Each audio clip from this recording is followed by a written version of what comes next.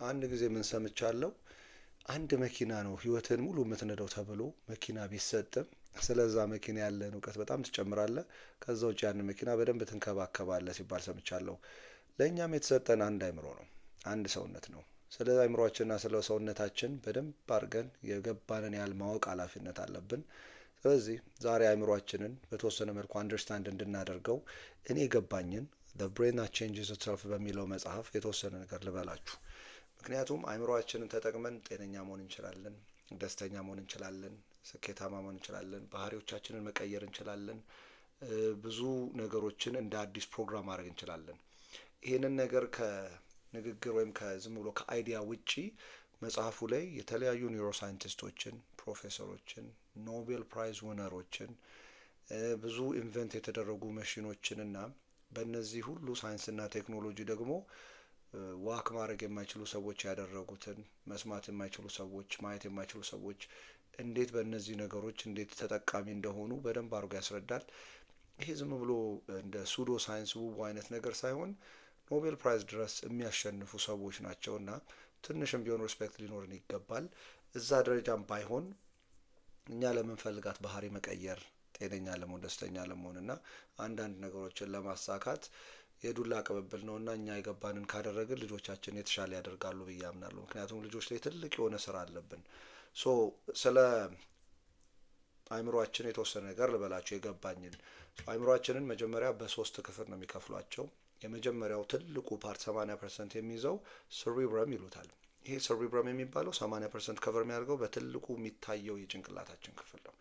እሱን በሁለት ሃልቭስ ወይም ደግሞ ሌፍትን ራይት ሄምስፊር ብለው ይከፍሉታል።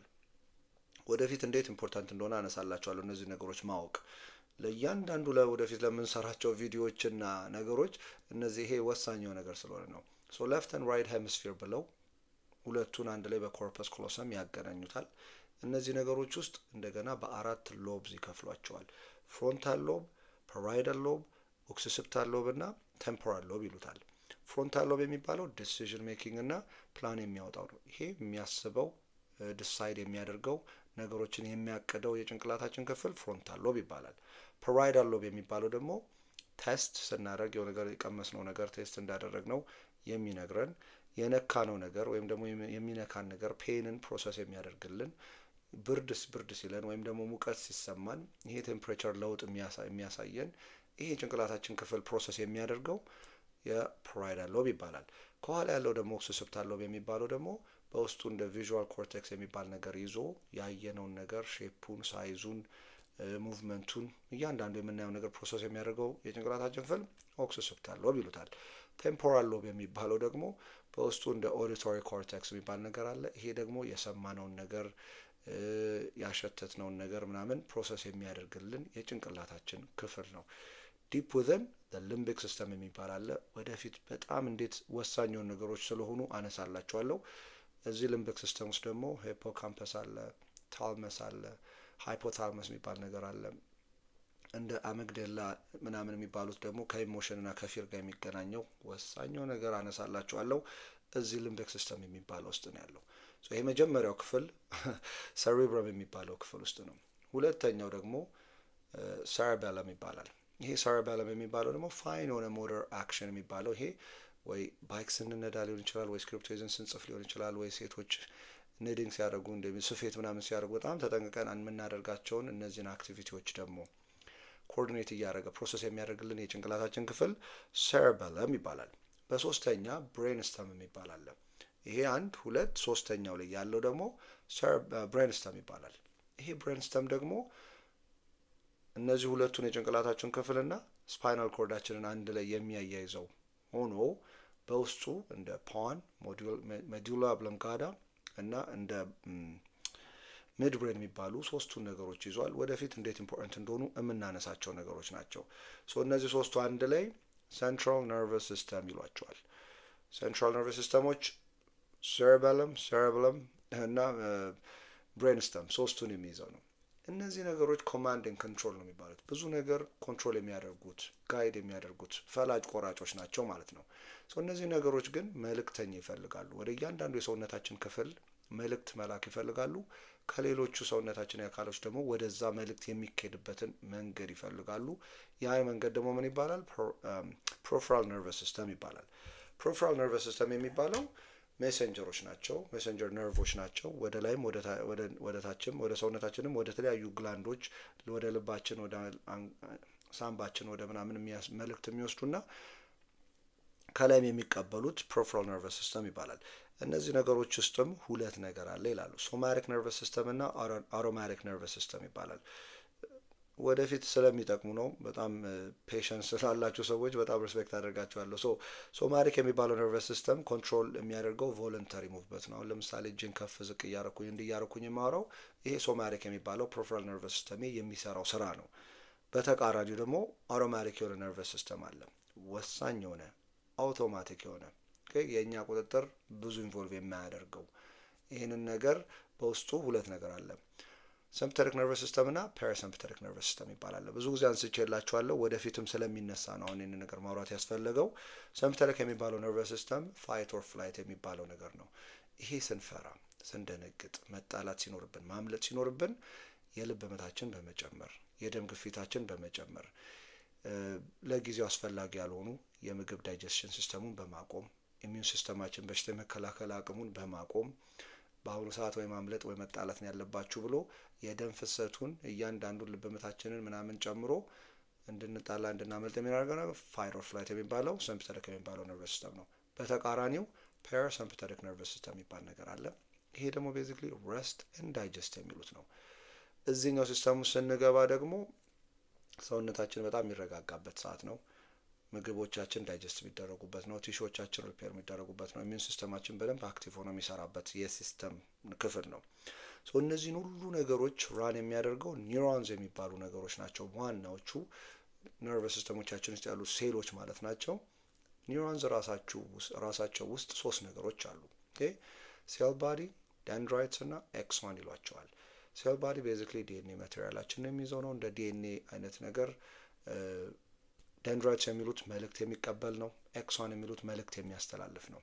ይሄ ሴሎች የብሬን ሴሎች ወይም የነርቨስ ሲስተሞቻችን ውስጥ ያሉ ሴሎች ኒውሮንስ የሚባሉት ነው። ሌላ ኒውሮን ጋር ከመገናኘታቸው በፊት ግን በመሀል ያለ ጥንጥዬ ጋፕ አለች። ይሄ ሲናፕስስ ይሉታል። እነዚህን ሁለቱን የሚያስተሳስረው ኒውሮ ትራንስሚተሮች አሉ። እነዚህ ኒውሮ ትራንስሚተሮች ኤክሳይቶሪ እና ኢንሂቢቶሪ ይባላሉ። ኤክሳይቶሪ የሚለው ቶሎ እንዲገናኙ፣ እንዲዋቀሩ፣ እንዲስተሳሰሩ፣ መስመር እንዲሰሩ የሚረዳው ነው። ኢንሂቢቶሪ ደግሞ የሚባሉት ደግሞ የሚያረጋጋው ነው። አሁን ለምሳሌ ኤክሳይቶሪ ከሚባሉ ኒውሮ ትራንስሚተሮች መካከል አንደኛው አሲዶኮሊን የሚባል አለ። ይኸውን አዲስ ነገር ስንማር ማስታወስ ስንፈልግ አዲስ ሙያዎችንም ሆነ አዳዲስ እውቀቶችን ስንል ኤክሳይቶሪ ሆርሞን ኒውሮ ትራንስሚተር ነው። ሴሎች የብሬን ሴሎች ኒውሮንዞች ሲናፕቲክ ኮኔክሽን ላይ እንዲዋሃዱ ከሚረዱት ነገሮች መካከል አንዱ ነው። በተቃራኒው ኢንሂቢቶሪ የሚባለው ደግሞ እንትኖች ደግሞ ምንድናቸው? እንደ አዲኖሲን አሁን ከዚህ በፊት በእንቅልፍ ያነሳውላችሁ አለ። ግራጁዋሊ ቀኑ እየሄደ ሲመጣ እንቅልፍ እንዲሰማን የሚያደርገን አዲኖሲን የሚባለው ኢንሂቢቶሪ ከሚባሉት ውስጥ የሚመደበው ነው ማለት ነው። በጣም ዲቴል የሆነ ነገር እንዳይመስል ያን ያህል እንትን የለውም። ይሄ ነው። አሁን በ1981 ዓመተ ምህረት ሃብልዝ እና ዊዝል የሚባሉ ሁለት ሳይንቲስቶች ያገኙት ነገር አለ። ክሪቲካል ፒሪየድ የሚባል ነገር አግኝተዋል። ይሄ ክሪቲካል ፒሪየድ ነው። አሁን ቁም ነገሩ እነዚህ ነገሮች ለብዙ ነገር ስለሚጠቅሙ ነው። አሁን ክሪቲካል ፒሪየድ የሚባለውን ነገር ትንሽ ላውራችሁ። ኖቤል ፕራይስ ድረስ ያሸነፋቸው ነገር ምንድን ነው? ድመቶች ላይ የተደረገ ጥናት አለ። ድመቶች ከ3 ሳምንት እስከ 8 ሳምንት ባለው ጊዜ ውስጥ አይናቸው ብርሃን ማግኘት ካልቻለ አይናቸው ፐርማነንትሊ ብላይንድ ይሆናሉ ወይም ማየት በጭራሽ አይችሉም ማለት ነው። ይሄ ክሪቲካል የሚባለው ፒሪየድ የሚባለው ቪዥዋል ስቲሙሌሽን ወይም የብርሃን ማግኘት ያለባቸው የአይናቸውን ክፍል ማግኘታቸው ኖቤል ፕራይዝ እንዲያሸንፉ ያድርጋቸው እንጂ ለእኛ ለሰው አሁን ወደ እኛ ስናመጣው እንዴት ነው ተጠቃሚ የሚያደርገን? ብዙ ጊዜ ካታራክት ይሄ የግርዶሽ የሚባለው የአይን ሞራ የሚባለው ነገር ከእነዚህ ሰዎች ግኝት በኋላ ነው። ሲምፕል የሆነ ኮሬክቲቭ ሰርጀሪ በማድረግ የህፃናቶችን አይን ክሪቲካል ፒሪየዱ ላይ በማግኘት ያንን ግርዶሽ በሰርጀሪ በማጥፋት አይን ብርሃናቸው መመለስ ችለዋል ማለት ነው። ሳይንስና ቴክኖሎጂ እንደዚህ እየሄዱ እኛ ላይ ኃላፊነቶቻችን እንድንወጣ እያደረጉ ህይወታችንን በተሻለ እንድንመራ ነው የሚያደርጉን። ሶ መጥፎ ነገር አይደለም። ከዛ ውጪ ምንድነው ክሪቲካል ፒሪየድ ለህፃናቶች ብዙ ነገር ነው ያለው። ኢሞሽናል ባንድ ማድረግ ያለባቸው ከ2 ዓመት ከ3 ዓመት ባልሞላ ጊዜ ውስጥ ህፃናቶች በጣም በጣም ክሪቲካል የሆነ ፒሪየድ ነው ለኢሞሽናል ባንዲንግ ከወላጆች ጋር። አሁን እዚህ ሀገር ልጆች ሲወለዱ ብዙ ጊዜ ስኪን ቱ ስኪን አድርጓቸው ይባላል አይደል? እንደተወለዱ ህጻናቶች የእናቶች ደረት ላይ ያስተኟቸዋል። ከዛ ጊዜ ጀምሮ ወደ ቤትም ስትሄዱ ዶክተሮች ምን ይላሉ? በተቻላቸው አቅም ስኪን ቱ ስኪን አድርጓቸው፣ ኢሞሽናቸውን በጣም አውሯቸው፣ ዋርም ሁኑ፣ ጀንትል ሁኑ፣ ብዙ ነገሮች ላይ ሰፖርት አድርጓቸው ይባላል። ምክንያቱም ይሄ ክሪቲካል የሚባለው ፒሪየድ የኢሞሽናል ዲቨሎፕመንታቸው እድሜው ከ3 ዓመት በታች ላይ ያለው ላይ በተለይ መሰራት ስላለበት ነው። ከዛ ውጭ በቋንቋ ብዙ ጊዜ አንስቼላቸዋለሁ። ብዙ ቋንቋ መናገር የሚችሉበት ምክንያት አሁን የተለያዩ መሽኖች አሉ። ኦኬ ኤፍኤምአርአይ መሽን የሚባል አለ። አሁን ለምሳሌ ፋንክሽናል ማግኔቲክ ሬዞናንስ ኢሜጂንግ ነው። እያንዳንዱ ማይክሮስኮፒክ የሆነ ሌቭል እያንዳንዱ ነገር የሚያይበት ነው። ከዛ ውጪ ብሬን ማፒንግ የሚባል ነገር አለ። አይምሮአችን ውስጥ ያሉ ሴሎች እንዴት እንደሚዋቀሩ እንዴት መስመር እንደሚሰሩ ማየት ይቻላል። ሶ ህጻናቶች በልጅነታቸው ብዙ ነገር መማር ይችላሉ። 4-5 ቋንቋ መማር ይችላሉ የምለው ለዚህ ነው። እንደዚህ አይነት መጽሐፎች ለሚያሳዩት ነገር ምንድን ነው? በብሬን ማፒንግ ሲያዩ አሁን ለምሳሌ የአባት አማርኛ እናት ኦሮምኛ በቅርብ ያሉ ትግርኛ ወይም እንደዚህ እንግሊዝኛ ምንም ቋንቋ ህጻናቶችን በተለይ ከ7-8 ዓመታቸው በፊት የምታስተምሯቸው ከሆነ አይምሯቸው ላይ የሚዘረጋው መስመር አንድ ትልቅ ሃይዌይ ነው። በዚህ ሃይዌይ ውስጥ እንደ ልብ ቋንቋቸውን እንደ ልባቸው መናገር ይችላሉ። ያለምንም አክሰንት ብዙ ነገር መናገር ይችላሉ። በተቃራኒው እኛ 18 ዓመት አልፎን ወይም 18 ዓመት ሆኖን ካደግን በኋላ አዲስ ሀገር መተን አዲስ ቋንቋ ስንማር ይሄ ሃይዌው እንደ አዲስ መሰራት አለበት። እንደ አዲስ ብራንች አውት አድርጎ ሌላ መስመር መዘርጋት አለበት። ለዛ ነው ቋንቋ የሚከብደው። ዳዝሜን አንችልም ማለት አይደለም፣ ይቻላል። ለሱ የሚጠቅሙንን ምናልባት ወደ ኋላ አነሳላችኋለሁ። በዛ ሂደት ውስጥ የምናመጣውን ብሬን ማፒንግ በሚባለው ነገር ማየት ይችላሉ። ከዛ ውጪ ምንድነው የተገኘው ግኝት? አይምሮአችን ውስጥ ኒውክሊየስ ቤዘልስ የሚባል ነገር አለ። ይሄ ለመማር ለማስታወስ፣ ለብዙ ቁም ነገሮች የሚጠቅመን የጭንቅላታችን ግሩፕ ኦፍ ኒውሮንስ ናቸው። በውስጡ ከሚያመነጨው ነገር መካከል አንዱ አሲዶኮሊን የሚባል ነገር ያመነጫል። ይሄ አይምሮአችንን ኦን አድርጎ አክቲቭ አድርጎ የምንማረውን ነገር እንድናውቅ የምንማረው ነገር እንዲገባን ማስታወሻ እንድንይዝ የሚያደርገን የጭንቅላታችን ክፍል ነው። ሶ በተለያዩ መሽኖች ሲያዩ ምንድን ያዩት? ይሄ ኒውክሊየስ ቤዘልስ የሚባለው አሲዶኮሊን የሚባሉት ነገሮች በስነ ስርዓት የማይመነጩ በስነ ስርዓት የማይሰሩ ፓርት ያላቸው ልጆች ኮግኒቲቭሊ ኢምፔርድ እንደሆኑ፣ የመቀበል ችሎታቸው በጣም ዝግተኛ እንደሆነ አሁን ላይ በተለያዩ መድኃኒቶችም ሆነ እንደ ትራንስክራኒያል ማግኔቲክ ስቲሙሌሽን የሚባል ነገር አለ። የተለያዩ መሽኖችን በመጠቀም ያንን ፓርት አክቲቭ በማድረግ እነዚህ ህጻናቶች ወደ ኖርማል የሆነ ኮግኒቲቭ ስኪል ወይም የአእምሮ ስራ እንዲሰሩ ማድረግ እየተቻለ ነው። እዛ ደረጃ እኛ ባንደርስ ግን ፐርሰናሊ መጠቀም የምንችላቸው ነገሮች አሉ። እሱንም አነሳላችሁ ነው። ሶ ለዚህ ትምህርትም ሆነ እውቀትም ሆነ ቋንቋም ሆነ ብዙ ነገሮችን ለማወቅ የሚረዱ ሌሎች ሆርሞኖች እንደ ዶፓሚን አይነት ሆርሞን አለ። ይሄ ሞቲቬትድ እንዲሆን የሆነ ነገር እንድንፈልግ ጥረት ላይ እንድናተኩር የሚረዳን የኒውሮ ትራንስሚተር ነው። ከዛ ውጪ ሴሮቶኒን አገን ህጻናቶች ወሳኝ የሆነ ነው። ከእናቶቻቸው ጋር ከአባቶቻቸው ጋር በጣም ባንድ በሚያደርጉ ጊዜ ሰውነታቸው የሚያመነጨው አንዱ ሆርሞን ነው። ህጻናቶች ብቻ ሳይሆን ወላጆችን በጣም ያመነጫሉ፣ በተለይ እናትና አባት። ለዛ ነው ባንዲንግ የሆነ ትረስት እንዲኖራቸው ጥሩ አስተዳደግ የሚያድጉት ከወላጆቻቸው ጋር ቅርብ የሆኑ ልጆች። ለዛ ነው ሶ እነዚህን ነገሮች ትምህርትም ሆነ እውቀትም ሆነ ምንም ነገር በደንብ አድርጎ ለማስተሳሰር የሚጠቅመን ደግሞ ሎንግ ተርም ፖቴንሺዬሽን የሚባል ነገር አለ። እሱ በሚመነጭ ጊዜ የምንማረው ነገርና ማስታወሻ ያለው ነገር ሲናፕቲክ ኮኔክሽኑ ላይ ቅድም እንዳነሳውላችሁ ጋፑ ላይ ያለው ኮኔክሽኑን በጣም በማጠናከር ለረዥም ጊዜ ማስታወስ እንድንችል የሚጠቅመን የጭንቅላት ክፍሎች ናቸው። ሶ አሁን ሌላ ኖቤል ፕራይዙን ያሸነፈ ሰው ላንሳላችሁ። ኤሪክ ካንድል ይባላል። 2000 ዓመተ ምህረት ላይ ነው። ምንድነው ያገኘው? ቤዚክሊ ሁለት ኒውሮንሶች አት ሴም ታይም ፋየር ሲያደርጉ ወይም ደግሞ ኤክሳይቶሪ እንዳልኳችሁ ሲሆኑ የእነሱ የሚያመጡትን ኮኔክሽን ዲስከቨር ያደረገ ሰው ነው። ከዛ ውጪ ሜሞሪ ሚስትሪ እንደሆነ፣ ይሄ ማስታወስ ችሎታ የሰው ልጅ ማስታወስ ችሎታው ግራ የሚገባ ነገር ሳይሆን ጀስት እንዴት ተደርጎ ማስታወሻ ይዞ ሂፖካምፐስ የሚባለው ላይ እንዴት ተደርጎ ማስታወሻ እንደሚይዝ አንደርስታንድ ያደረገ ሰው ነው።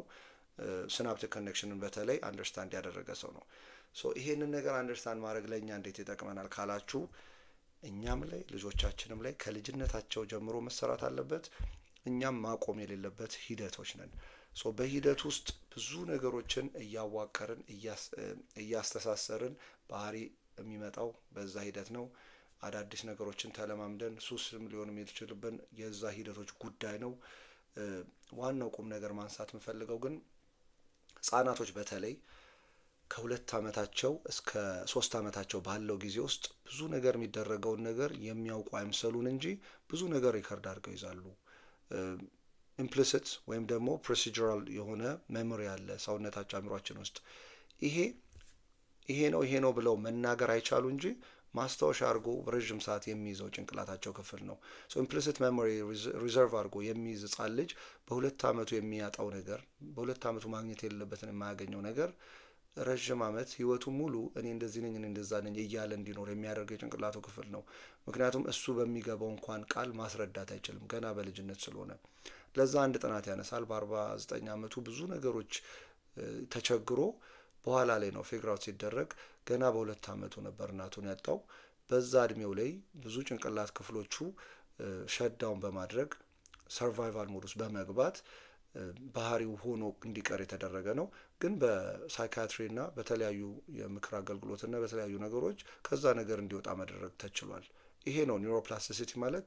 አእምሯችን እንደ ፕላስቲክ መቀየር ይችላል፣ ግን እኛ መከራከር የለብንም ነው። እኔ እንደዚህ ነኝ ብሎ የምንከራከር ከሆነ ብዙ ጊዜ እንዳልኩት ነው if you argue for your limitation you get to keep them ነው። እኔ እንደዚህ ነኝ ብሎ የምትከራከር ከሆነ ያዘው ነው የምትባለው። ሶ እንዴት መቀየር እችላለሁ የሚለውን ነገር ማየትና በገባን አቅም መጣር ነው ያለብን። ሶ ኢምፕሊሲት የሚባለው እሱ ነው። ኤክስፕሊሲት የሚሉት ወይም ደግሞ ዲክላሬቲቭ የሚባለው ሎንግ ተርም ሜሞሪ ደግሞ ኮንሽስሊ የምናውቀው ነገሮች እኔ እንደዚህ ነው፣ በዚህ ዓመተ ምህረት ነው የተወለድኩት፣ እዚህ ሰፈር ነው ያደግኩት ምናምን እያለ የምናስታውሳቸው ነገሮች ይሄ ኤክስፕሊሲት ወይም ደግሞ ዲክላሬቲቭ የሆነ ሜሞሪ ውስጥ ነው ሴቭ የሚደረገው። በዚህ ሂደት ነው እንግዲህ እኛ የምንሆነው፣ እኛ የምንሰራበት ሂደት ነው። ሶ ይሄ ሁሉ ነገር አይምሯችን ውስጥ ነው ያለው። ሶ በገባን አቅም ጋይድ እያደረግን ወደምንፈልገው እንዲሄድ መጣር አለብን ነው። ሶ ጋይድ የምናደርግበት መንገዶች ብዙ ናቸው። አንዳንዴ አኳርድ የሆነ ቴስቶችንም ዲቨሎፕ እናደርጋለን። አሁን ለምሳሌ አልኮል መጠጣት አኳርድ የሆነ ቴስት ነው፣ በሂደት የሚመጣ ነገር ነው እንጂ ሁሉም ሰው ናቹራሊ የሚፈልገው ነገር አለም። ሶ ይህንን ነገር ዲቨሎፕ ማድረግ እንችላለን። ለዚህ እኔ አሁን ፍርሃቴ ልጆቼን ቲቪ ብዙ ጊዜ የማላሳይበት ምክንያት ልጆቹ ከሰኞ እስከ ዓርብ ቲቪ አዩም፣ ከዛ በኋላም ሲያዩ እኔ ጋይድ አድርጌ መርጬ ነው ማሳያቸው። በቴሌቪዥን፣ በላፕቶፕ፣ በተለያዩ ስልኮች ለልጆች ዝም ብላቸው የምትሰጡት ነገር ፕሮግራም ነው የሚያደርጋቸው። አይምሯቸውን በሚገርም ሁኔታ ፕሮግራም እያደረገ ነው። ይሄ በጣም ሬዲ የሆነ ክፍት የሆነ ንጹህ የሆነ ወረቀትን ለኢንተርኔት አሳልፋችሁ ከሰጣችሁ፣ ኢንተርኔት ደግሞ በአልጎሪዝም ነው የሚሰራው። ያዩትን ነገር ሁል ጊዜ ላይክ ያደረጉትን ነገር ተመሳሳይ ነገር ነው የሚያመጣው። በአሁኑ ሰዓት ምን አይነት ነገር እንደሚያዩ ምን ስንቶቻችን ነው የምናውቀው? ከዛ ውጪ የአቴንሽን ደፍሰት ዲስኦርደር ላይ እንደሚያስይዝም ደግሞ በደንብ አድርጎ ያሳያል። ከዛ ውጪ በዚህ ነገር አዲክትድ እየሆኑ ይመጡና ያለ እድሜያቸው ፖርኖግራፊ ወይም ደግሞ ፖርን በጣም ማየት ይጀምራሉ። የሚያዩትን ቴሌቪዥን ማትቆጣጠሩ ከሆነ በአሁኑ ሰዓት ስንት አይነት ማአት ነው ቲቪ ላይ ያለው፣ ሁላችንም የምናውቀው ነገር ነው። አይምሯቸው ክፍት የሆነ እንትን ያለው አሁን ኖርማላይዝ ለማድረግ የማያሳዩቸው ነገር የለም። ይሄ ጾታ መቀየር ምናምን የሚያሳዩቸው ነገር ኖርማል እንዲሆን እያደረገ አይምሯቸው እየተቀበለው ይመጣና ነገ እነሱ እንዲህ አይነት ነገር ውስጥ እንደማይገቡ በምን እርግጠኛ ትሆናላችሁ? ሶ በተቻለን አቅም የእኛን ኮንትሪቢሽን መጠንቀቅ አለብን ነው። ሶ በተቻላችሁ አቅም ቲቪ እንዲቀንሱ የሚያዩትን ነገር እናንተ ቀድማችሁ አይታችሁ አፕሮፕሪየት እንደሆነ ብትወስኑ ጥሩ ነው። በተለይ ኖርዝ አሜሪካና አውሮፓ ያለ ሰው ይሄ አንሊሚትድ የሆነ ቲቪ ነው። ይሄ ስለ ጀጅመንት አይደለም። ሁሉም የራሱ መብት አለው። ሁሉም የራሱን ነገር ማድረግ ይችላል። ግን አይምሮአችን ንጹህ የሆነ ወረቀት ነው። በልጅነት አይምሮ ደግሞ የሚቀረጽ ነገር ኖርማል ነው የሚያደርገው። ሶ አድገው በራሳቸው እንዴት ነው ሜቹር እስኪሆኑ ድረስ ፕሮግራም እንዳይደረጉብን እኛ የገባንን ያህል መጣር አለብን ነው። እሱ ነው አላማው። ከዛ ውጭ ምን አይነት ነገር ያነሳል? ካልቸርን ያነሳል። ካልቸር አይምሮአችንን ሰውነታችንን በጣም ነው ሼፕ የሚያደርገው። ለዚህ የሚያነሳው ምሳሌ ምንድን ነው? ሲ ጊብስ የሚባል ቦታ የሆነች ኮስት አይላንድ ነገር ውስጥ ነው። ገና ዋክ ማድረግ ሳይችሉ ልጆች ስዊሚንግ ነው የሚያደርጉት። ውሃ ውስጥ ነው በብዛት ጊዜያቸውን የሚያሳልፉት። ሶ ትንፋሽ መያዛቸው ምናምን እንዳለ ሆኖ አይናቸው ፒፕላቸው በጣም የማየት ችሎታቸው ውሃ ውስጥ ያለምንም መነጽር ያለምንም ጋግልስ ረዥም ሰዓት ማየት ይችላሉ ከየትኛውም አካባቢ ካለ ሰው። ሶ ካልቸር የእነሱ ካልቸር ያ ስለሆነ ያ ነገር ፕሮግራም አድርጓቸው በዛ ነገር እንዲቀረጹ አድርጓቸዋል። ሶ እኛስ ብዙ ነገር ወደ ራሳችን መለስ ብለን ስናይ አስተዳደጋችን ካልቸር ብለን የምናምነው ነገር ምን ያህል እየቀረጸን ነው፣ ምን ያህል አይምሯችን ፕሮግራም ተደርጓል በዚህ ነገር የሚለውን ነገር ሁሌ እየጠየቅን የሚጠቅመውን እየያዝን የማይጠቅመውን ሼፕ እያደረግን እንደ አዲስ ሪዋየር ማድረግ የኛ ኃላፊነት ነው። ሌላ የሚያነሳው ምሳሌ አሁን እንግሊዝ ሀገር ውስጥ የለንደን ታክሲ ሹፌሮች ይሄ የሎንግ ተርም ሜሞሪ የሚይዘው የሂፖካምፐስ የሚባለው የጭንቅላታቸው ክፍል በሳይዝ ትልቅ እንደሆነ ብዙ ቮሊዩም እንዳለ ምናምን በጥናት አድርጎ ያሳያል። ምክንያቱ ምንድን ነው ተብሎ ሲጠና ደግሞ ምንድን ነው የለንደን የመንገድ እንትኑ በጣም ሶፊስቲኬትድ ነው፣ ከባድ ነው።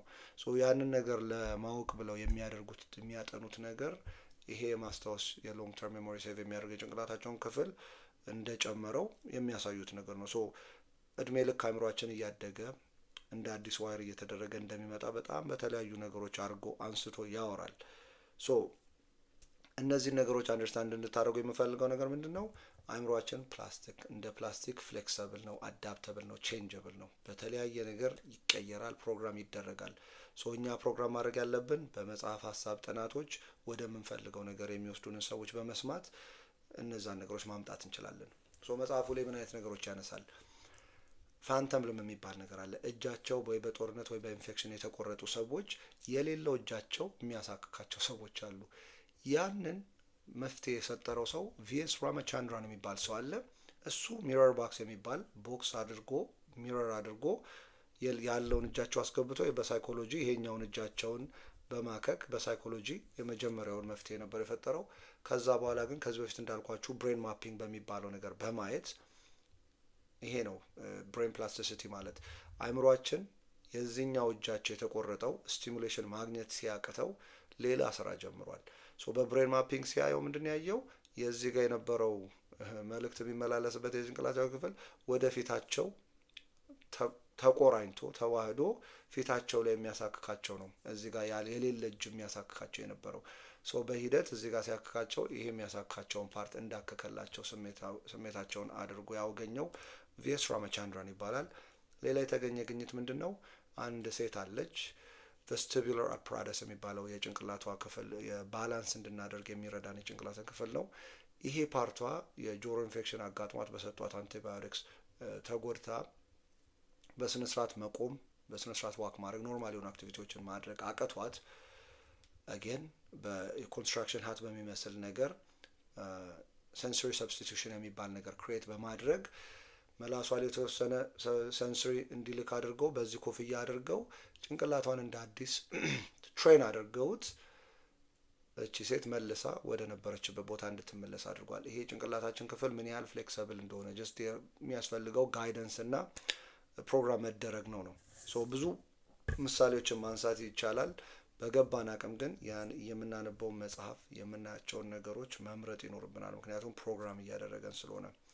ሶ The Brain That Changes Itself መጽሐፉን አንብቡት። ስላዳመጣችሁን ከልብ አመሰግናለሁ። ቴንክ ዩ